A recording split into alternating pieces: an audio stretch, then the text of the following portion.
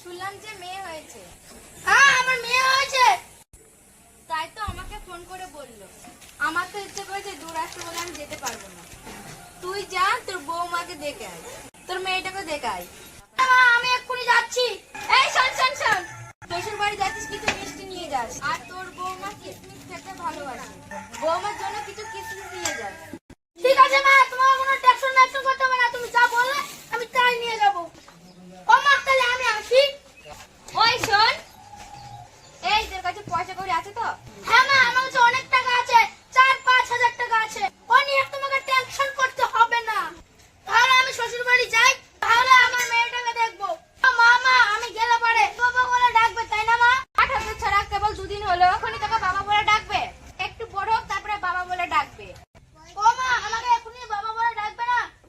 তাহলে আমি চাই। এই শোন, বন্ধু বান্ধব সঙ্গে করে নিয়ে যাবি না। কেন মা? কারণ বৌমা কাজ করতে পারবে না, বাচ্চা নিয়ে সময় দিতে পারবে না।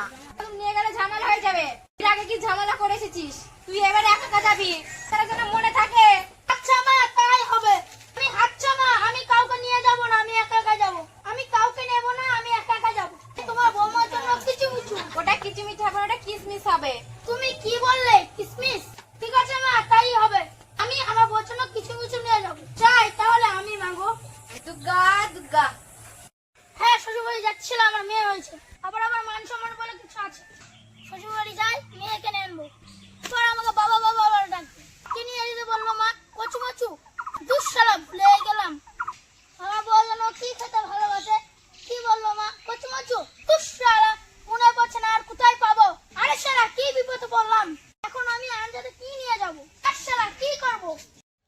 সো হ্যালো গাইস, শেষ অবধি কী হতে চলেছে ভিডিওটা দেখার জন্য সাবস্ক্রাইব করে রাখুন। সুজন শেষ অবধি শাশুড়ির বাড়ি কী নিয়ে যাবে তা দেখার জন্য অবশ্যই সাবস্ক্রাইব করে রাখুন।